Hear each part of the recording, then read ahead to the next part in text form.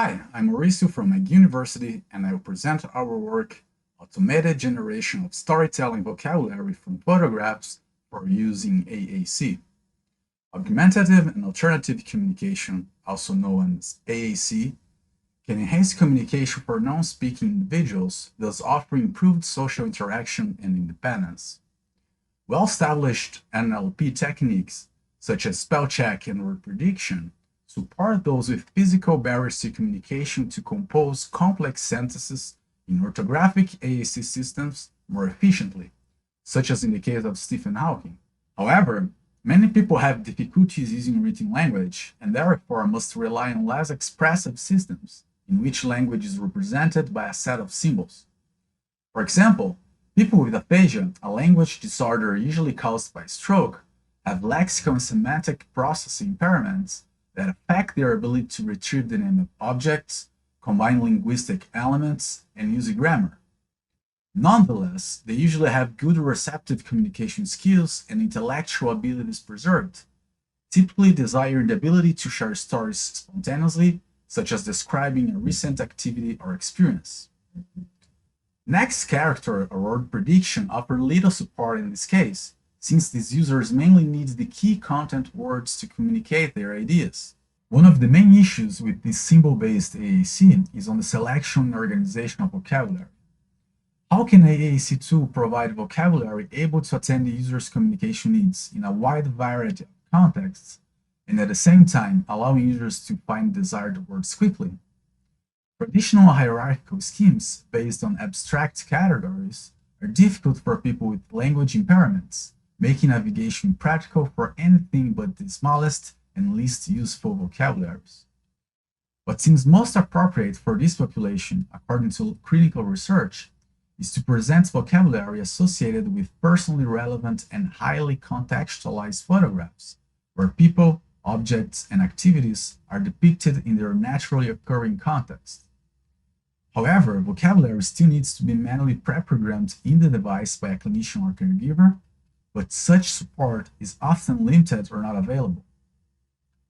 Ultimately, these devices are often abandoned because they offer too little communication support relative to the effort required to learn, program, and use them.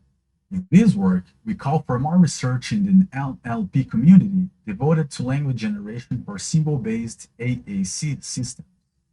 We contribute a novel method that generates a set of context-related words and short narrative phrases from a user's photograph, aimed at scaffold storytelling, and we demonstrate how it performs under different combination of controllable parameters and a wide range of input photographs.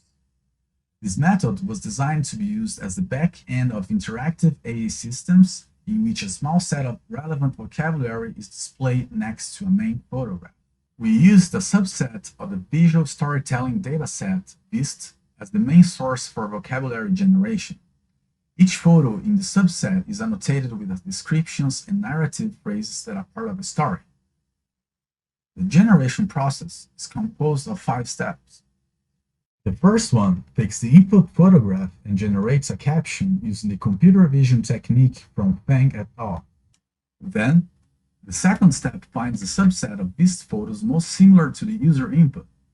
This is done by calculating the sentence similarity between the input photo caption and all VIST photos descriptions. All photos with description similarity higher than the parameter similarity threshold are selected, and then in the third step, all narrative sentences associated with those photos are retrieved from VIST. The fourth step, vocabulary selection, identifies a group of representative sentences and words from the retrieved set by applying the affinity propagation clustering. The final set of generated phrases is formed by these clusters exemplars, ranked according to the respective cluster size. The generated base vocabulary is formed by a rank of the word's frequencies after filtering out stop words and applying a Porter stemmer. The parameter selection method determines whether frequencies are calculated considering all retrieved phrases or only clusters exemplars. Finally, the last step expands the initial set of base vocabulary by adding, for each word, the most strongly associated words from SWAL, a model of the human mental lexicon constructed from word association experiments. To evaluate our method, we compared performance under different combinations of the controllable and uncontrollable parameters. Here, performance can be conceptualized by the combination of two factors.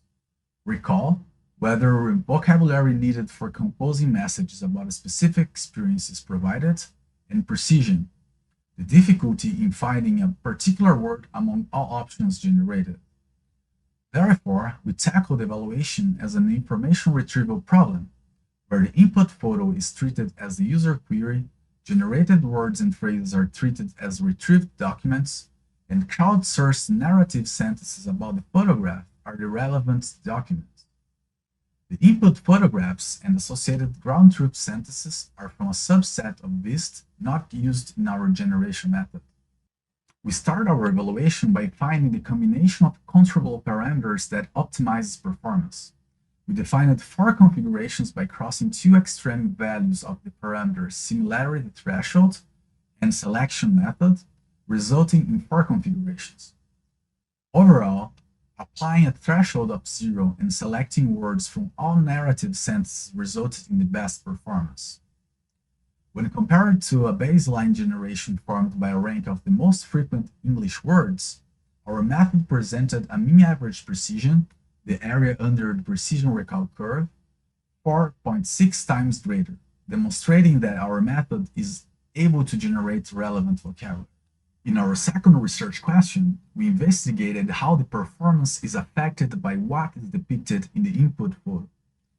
We scored each photo from 0 to 3 based on the level of contextual information clearly depicted. We did not find significant differences in performance between simple photos, showing only object or location, and contextually rich photographs involving complex scenes, suggesting that our method is robust to variations in the input photograph. Then, we looked into how performance is affected by the quality of the caption generated from the input photograph. We didn't find significant differences between photos with caption quality 1 and 2. However, photos with a perfect caption significantly outperformed the other groups, achieving a mean average precision 6.9 times greater than the baseline. On our next research question, we explored how the level of contextual information in the input photo affects the quality of the inferred caption. We found that, as the level of contextual information increased, the relative proportion of photos with good descriptions also increased, but the relative proportion of perfect descriptions decreased. Photos with low contextual information resulted in the best descriptions. 46% received perfect descriptions, and 66% of all perfect descriptions were given to them. However, when compared to photos with more contextual information, they presented the highest relative proportion of very bad captions. In our last research question, we explored the effects of expanding the base-generated vocabulary with words from the mental lexicon model SAW. We created 24 pairs of configurations by combining different base vocabulary and expansion sizes, and compared the performance in function of the number of words displayed. In general, for a given number of words displayed, generation without expansion resulted in superior performance. However, when a high proportion of expanded words were already in the base vocabulary, expansion presented similar or even better performance than the base vocabulary on its own. This can be better observed by plotting the F1 score average across all photos in function of the proportion of expansion words not present in the base vocabulary during generation. We found that word expansion is able to bring improvements in performance when less than 60% of the expansion words are included in the final generated vocabulary. And why all these analyses is important? The design space for generating AAC storytelling vocabulary directly from photographs is vast and underexplored. Design decisions for individual system components will impact other components and ultimately the overall system effectiveness, and therefore cannot be arbitrary. Without a rigorous performance evaluation of different configurations of parameters, users would be at risk of using a flawed or under-optimized system, which could lead to the user frustration and abandonment, and cause confound that obscures whether failures are due to the need of algorithm tuning or a mismatch between the intended support and users' needs. Our study of controllable parameters demonstrated that our method is able to provide relevant vocabulary. The similar performance across photos with different levels of contextual information suggests that our method is robust to variations in the input photograph. This means that users will not need to be instructed to take photographs following specific requirements. On the other hand, the quality of generated vocabulary is strongly dependent on the computer vision technique employed to extract contextual information about the scene. When a wrong description is generated, subsequent steps of the algorithm are misled and therefore generates vocabulary less relevant for retelling the scene depicted in the photograph. Our vocabulary expansion analysis provided valuable insights into how the combination of multiple lexicon sources can generate more relevant vocabulary. The most promising approach was to combine the visual-to-story dataset with strongly associated words from a mental lexicon model, but only when there's a high intersection between the two vocabularies. Finally, developing a photo-to-story vocabulary AAC system presents two challenges: NLP one on how to generate such vocabularies, and a human-computer interaction one in how to use such vocabularies to offer interactive language support. In this work, we tackle the first challenge, enabling us to move to the next phase of designing and evaluating with AAC users our mobile interactive application powered by our generation app.